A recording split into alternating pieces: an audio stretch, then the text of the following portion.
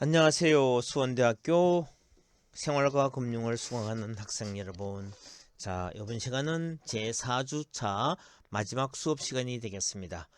오늘 공부할 내용은 우리 교과서 제6장 정권시장에 관한 정보를 공부하도록 하겠습니다. 여기는 첫 번째 공부할 내용은 주가지수 공부를 하고, 그 다음에 주식시장 관련되는 지표도 알아보고, 그 다음에는 채권시장 관련되는 지표도 알아보고, 그 다음에 정권시세표를 알아보는 시간을 갖도록 하겠습니다. 주가지수라는 개념은 뭐냐면은 우리가 많은 사람들이 신문에 뭐 코스피가 어떠니 그런 얘기를 말하죠. 코스피가 가장 한국의 대표적인 주가 지수 중에 하나인데 코스피가 뭔지부터 공부를 하도록 하겠습니다. 정권 시장 지표인 주가 지수는 주식 시장 전체의 주가 수준을 나타내는 인덱스, 지수라는 뜻이 되는 겁니다. 주가 지수는 일정한 기준 시점의 가격과 대비해서 오늘 현재의 가격을 상대적으로 표시하는 것을 말하고, 주가지수 범위에 포함되는 주식의 범위는 시장에서 거래되는 모든 주식을 포함하는 방법이 있는가 하면 편의성과 경제성을 이유로 일정 수만의 주식을 이용하는 방법이 있습니다. 자, 여기에는 가중 방법이 있는데 동일 가중해 가지고 equally weighted 방식, 지수 산정에 포함된 모든 종목에 동일한 가중치를 두는 거나, 그다음에 가치 가중은 value weighted입니다. 각 종목이 시장에서 차지하는 시가총액 비중에 따라서 가중치를 두는 경우, 그다음에 가격 가중, 종목별 주가 수준에 따라서 가중치를 두는 이 세 가지 가중 방법이 있습니다. 자, 우리나라 국내 지수는 코스피 지수가 가장 대표적입니다. 이거를 Korea Stock Price Index, 코스피라는 표현을 씁니다. 코스피에는 지금 현재 한 800여 종목이 상장이 되어 있습니다. 자, 그 가운데서 200개 종목만 딱 띄워서 하는 것을 코스피 200 지수라는 표현을 쓰고, 또 코스닥 지수도 있습니다. 우리나라에 코스닥에 상장되어 있는 기업 지수는 한 1,500여 개가 됩니다. 그리고 외국의 주가 지수는 다우존스 지수는 30개 대표적인 미국에 상장되어 있는 주식을 갖고 만드는 것이기 때문에 다우존스 인더스트리얼 지수, 다우존스 산업지수라는 표현을 쓰고, S&P 500 지수는 S&P 500 종목을 만드는 지수고, 나스닥 지수, 일본은 니케이 지수, 독일은 닥스 지수, 프랑스는 캣 40 지수 등등 여러 지수가 있습니다. 자, 그러면 우리 나라의 가장 대표적인 지수 코스피 지수를 한번 살펴보겠습니다. 코스피 지수는 한국거래소에 상장된 모든 종목의 가격을 시가총액 방식에 의해서 산출하는 겁니다. 자, 시가총액이라는 개념은 뭐냐면 어느 상장 기업의 시가총액은 그 기업이 발행했는 발행 주식수 곱하기 그 기업의 현재 주가를 곱하면은 시가총액이 되는 겁니다. 자, 우리가 발행 주식이라는 개념은 영어로 하면은 outstanding shares가 되는 겁니다. outstanding shares. 발행된 authorized shares라는 뜻은 발행할 주식은 authorized shares가 되겠지만, 그 중에서 발행된 주식은 outstanding shares가 되는 겁니다. outstanding shares times stock price를 하면은 시가총액이 되는 겁니다. 자, 삼성전자 같은 경우는 시가총액이 500조가 넘는 기업입니다. 자, 기준 시점은 1980년 1월 4일 기준입니다. 1월 4일 시가총액에 대해서 비교하는 건데, 자, 그 당시 1월 4일을 지수를 100으로 봤습니다. 지금은 3,000 넘었는 거죠. 이게 1980년이기 때문에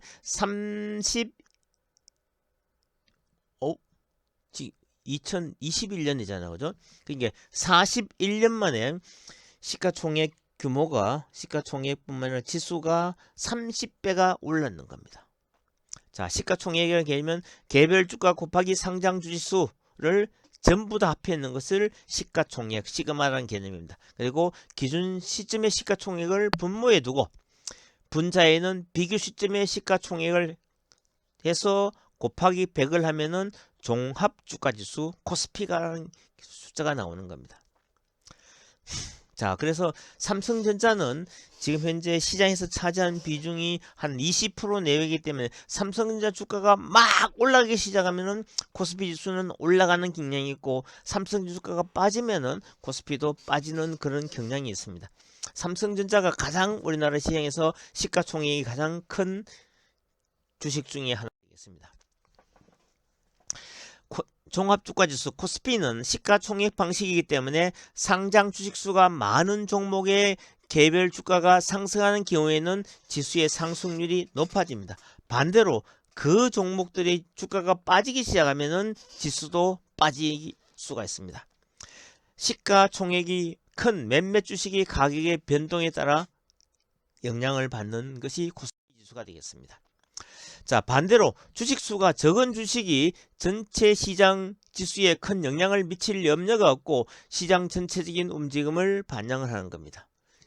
신규 상장, 유상증자 등으로 인해서 상장 주식수에 변동이 있을 경우에는 기존 시점의 시가총액을 이에 맞추어 수정해줌으로써 지수 산출의 일관성을 유지시켜 주기도 하는 겁니다.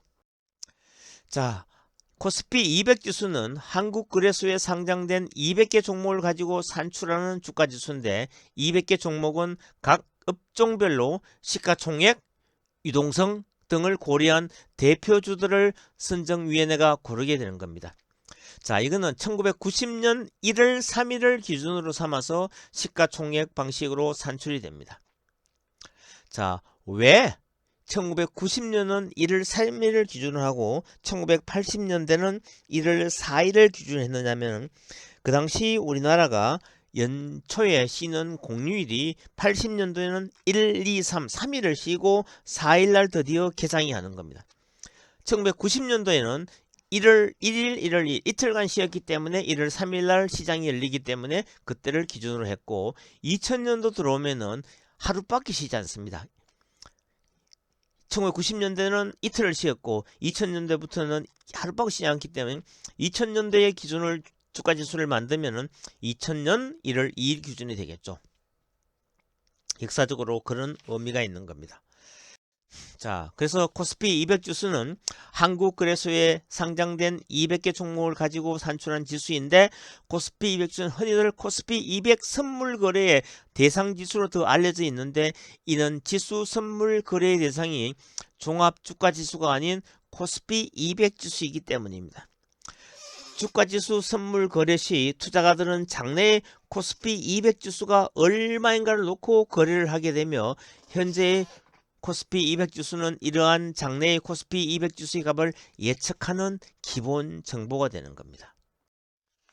자, 그 다음에 코스닥 지수 한번 보겠습니다. 코스닥 시장의 움직임을 나타내는 주가지수로 시가총액식으로 구성이 되며 코스닥에 상장된 전 종목을 지수 산정에 이용을 하는 겁니다.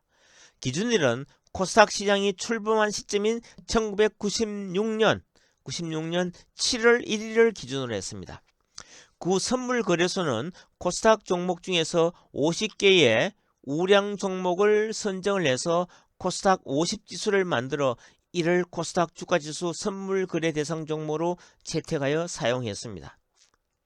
코스닥 50지수의 종목 선정 기준이 시가총액과 유동성 두 가지로만 이루어져 기업의 건전성을 평가하기에는 부족하다는 비판이 제기되기도 했습니다.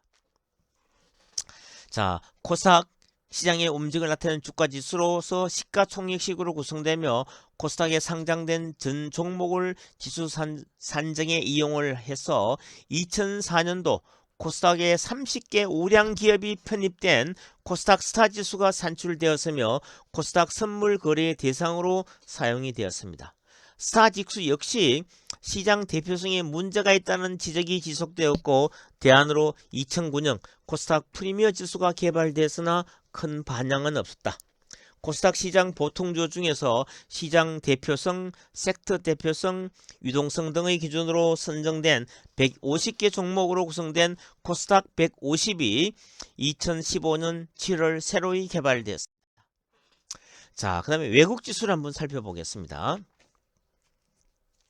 자, 미국 시장에서 가장 대표적인 주가 지수는 다우존스 지수입니다. 이는 뉴욕 증권 거래소를 대표하는 30개 종목의 수정 주가 평균을 기준으로 1896년을 100으로 놓고 나타내는 겁니다. 그러니까 104년, 124년 전에 100이죠. 그 지금은 얼마냐면 3만이 넘어가고 있는 상황입니다. 자, 수정 주가 평균은 기본적으로 매일의 주가를 단순히 산술 평균하는 것을 기본으로 하되 지수 채용 종목 중에 정자를 하거나 주식 분할을 하거나 배당 권리락이 있을 시에는 이를 반영하기 위해서 채용 종목의 종가 합계를 항상지수 (constant divide로) 나눠주는 이런 조정을 하는 겁니다. 자, 외국 주가 지수로서 수정 주가 평균을 구하는 지수 산출 방식은 다우존스식 주가 지수라 부르며 국내에서는 환경 주가 지수가 이에 속한다고 볼 수 있습니다. 학술적으로 또는 전문가들 그룹에서는 S&P 500 주가 지수를 미국 정치를 대표하는 대표 지수로 사용을 합니다. 다우존스 지수 또는 다우지수가 대형 우량주 30개 종목만을 지수 산정 대상으로 하고 이들의 주가가 자본금 규모에 상관없이 동일한 비중으로 지수 산출에 이용이 되므로 시장 전체의 대표성이 떨어지고 고가 종목의 지수 영향이 과도하게 나타난다는 문제점을 갖고 있습니다. 그래서 S&P 500 지수는 500개 종목을 기준으로 하므로 시장 전체에 대한 대표성이 높으며 지수 산출 방식도 단순 평균이 아닌 시가총액 방식을 사용한다. 자, 다우존스 30 지수는 시가총액 기준이 아닙니다. 주가만 보고 계산하는 데 비해서 S&P 500 지수는 시가총액시라는 사실도 여러분들 알아두면 좋겠습니다. 자, 나스닥 지수는 미국의 나스닥 시장을 대표하는 주가 지수로서 이것도 시가총액으로 산출됩니다. 애플, 페이스북 같은 미국의 하이테크 기업은 물론 한국의 게임 업체인 그래비티나 캐나다의 통신 기업체인 블랙베리 등 다수의 외국 기업들도 상장되어 있으며 바이두와 같은 중국의 신흥 하이테크 기업들도 등록하는 등 빠르게 국제화되어 있어서 나스닥 지수는 전 세계 IT 지수의 역할도 하고 있습니다. 일본에서는 일본 경제신문이 발표하는 니케이 지수가 있습니다. 니케이 지수 가장 대표적인 지수로 사용이 되고 또는 니케이 225 지수도 있습니다. 영국은 파이낸셜 타임즈의 FTSE 100 지수가 있고 홍콩은 항생 지수가 있고 독일은 닥스 지수, 프랑스는 캣 40 지수가 널리 사용되고 있습니다. 자, 우리나라 들어오면 다시 업종 지수, 섹터 지수라는 게 있습니다. 섹터 지수라는 거. 거래소나 코스닥에 거래되는 종목들을 업종에 따라서 분류해서 업종 지수를 산출해서 발표를 하는 겁니다. 업종별 지수는 각 산업별 주가의 움직임을 나타내므로 업종별 지수의 등락폭이나 수정 주가 평균을 살펴보면 각 업종별 주가의 동향을 파악할 수가 있습니다. 자, 대표적인 건 자동차, 반도체, 헬스케어, 은행, 에너지, 화학, 철강, 방송통신, 건설, 정권, 기기장비, 보험, 운송, 경기 소비재, 필수 소비재, IT 소프트웨어, IT 하드웨어, 유틸리티 이런 섹터 지수가 있는 겁니다. 자, 만약에 바이오나 헬스가 막 붐이 이럴 때는 KLX 헬스케어 지수가 되게 올라가기도 하는 겁니다. 그죠? 이런 섹터 지수도 있다는 사실을 알고 앞으로 시대가 어떻게 흘러갈 것인지를 보고 자, 반도체, 헬스케어가 앞으로 장을 리드한다 생각하면은 KRX 세미콘 그리고 KRX 헬스케어 지수에 투자를 해보는 것도 나쁘지는 않은 겁니다. 자, 그런 거 잘 모르겠다. 나는 지수가 올라가면 좋겠다 싶으면은 코스피 지수에 투자하는 그런 상품도 우리가 한번 고려를 해볼 수 있는 겁니다. 자, 시가총액 규모별 지수를 보면은 한국거래소에서는 기업 규모별로 지수를 산정해서 발표합니다. 시가총액 기준을 보면은 코스피 대형주는 1위에서 100위까지, 중형주는 101위에서 300위까지, 소형주는 301위 이하를 나타냅니다. 코스닥도 100, 코스닥 미드 300, 코스닥 스몰이라는 지수가 있는 겁니다. 자, 그 다음에 우리가 거래량 관련 지표를 한번 보겠습니다.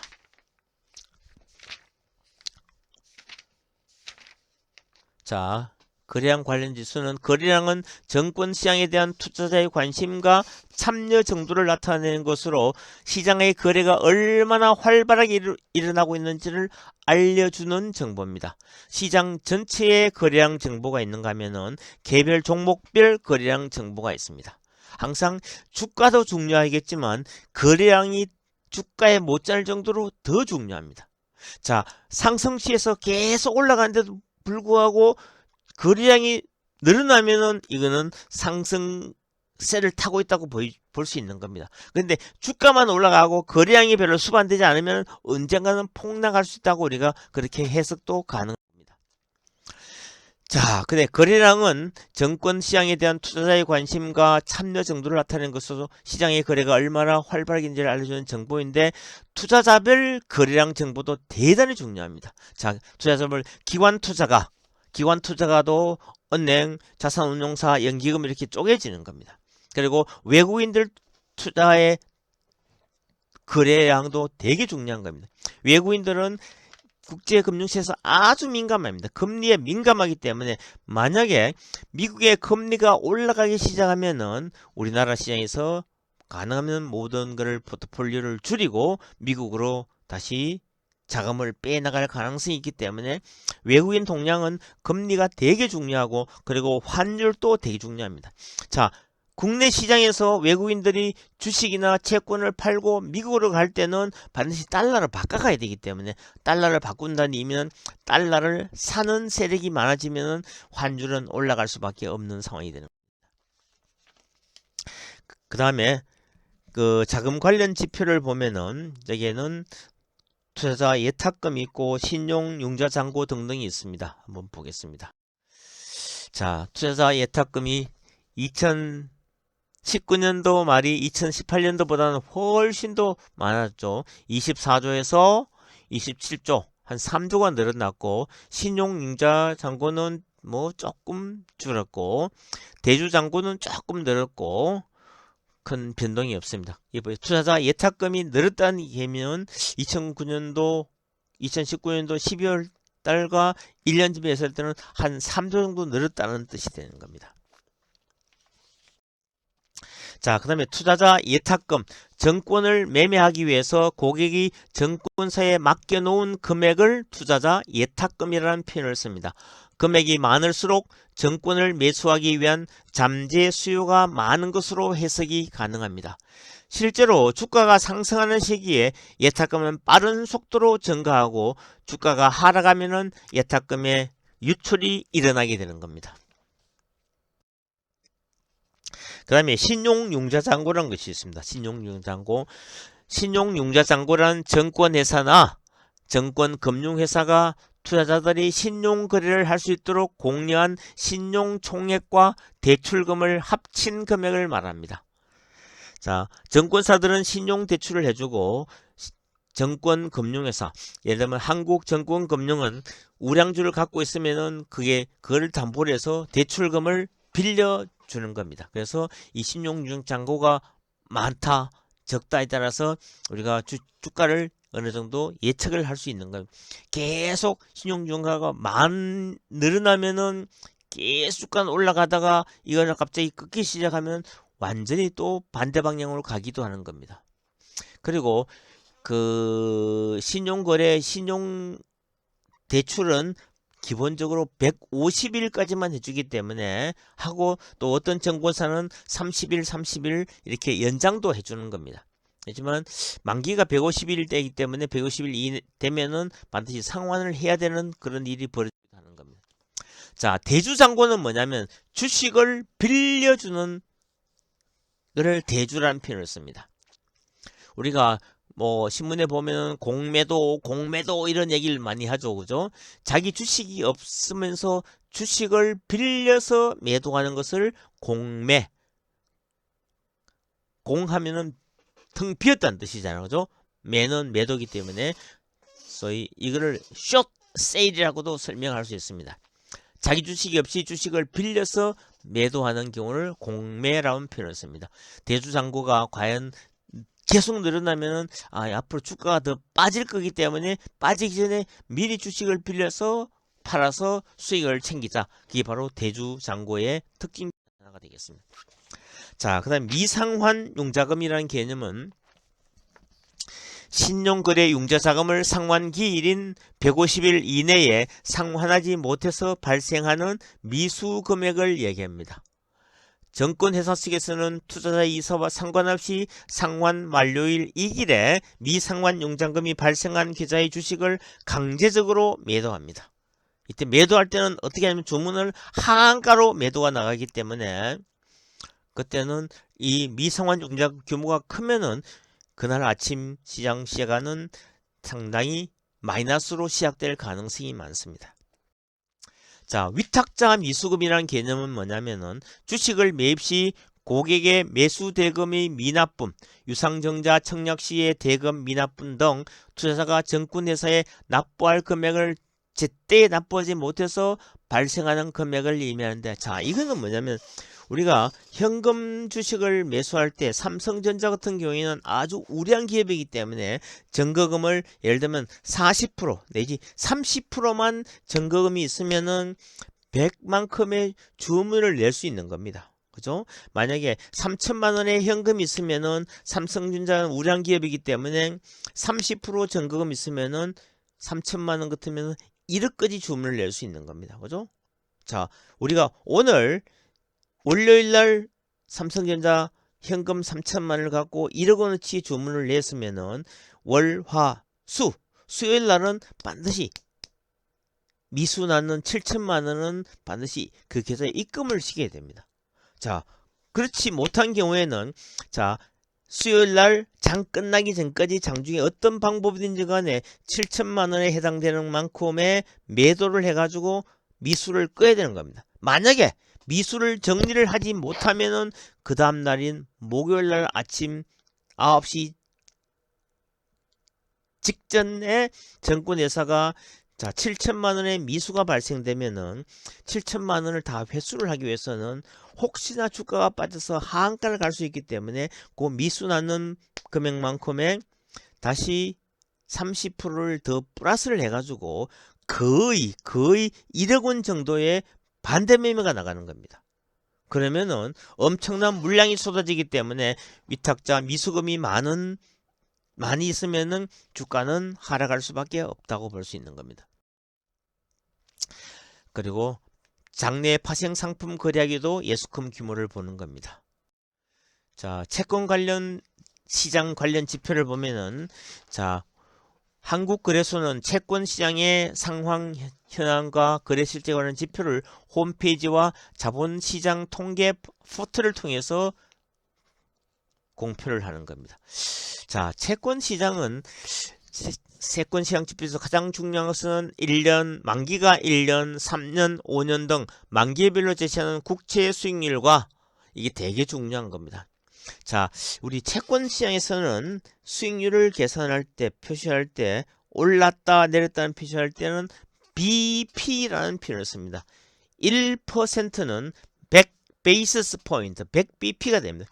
0.1%는 10bp가 되기 때문에 이런 내용도 여러분들 알아두면 훨씬 더 도움이 될 수가 있습니다. 자, 우리 한국거래소의 채권 통계가 이렇게 나왔기 때문에 여러분들 시간 날 때마다 한국거래소 KRX 홈페이지에 들어가서 여러가지 주식이나 시장 동향, 지수, 채권에 관한 많은 정보를 확인하기를 바랍니다. 자, 그리고 채권 시장에 관한 종합적인 정보는 금융투자협회 채권정보 서비스에서 얻을 수가 있습니다. 여기 들어가 보면 각 채권의 종류에 따라서 수익률이 쭉 매일매일 나옵니다. 자, 이거는 우리 신문에 보는 유가증권에 관한 소위 시세표입니다. 그죠? 자, 이거는 한참 전이죠. 그죠? 2100 지수는 지금 3000이 넘었습니다. 그죠? 참, 저때 2000대 내가 주식을 사놨으면은 3000만 해도 50%의 수익이 나는 거죠. 그죠? 그러나 그때 이 지수가 3000이 갈 거라고는 예측하는 사람들은 그렇게 많지가 않았다는 뜻이네요.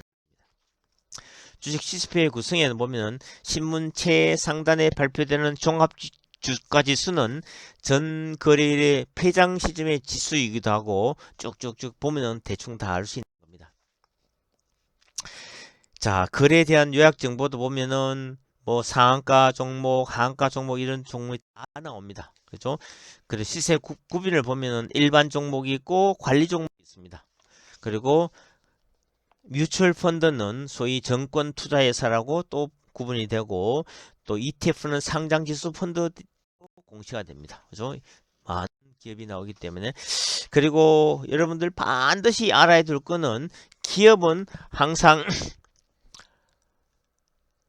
코드 번호가 다 있는 겁니다. 코드 번호가 있기 때문에 자 그래서 항상 보통주는 삼성전자 같은 경우는 005930으로 끝나고 우선주는 3005935로 끝난다는 사실도 여러분들 잘 알아야 됩니다. 코드 번호는 여러분들이 갖고 있는 포트폴리오는 코드 번호를 반드시 기억을 했으면 좋겠습니다.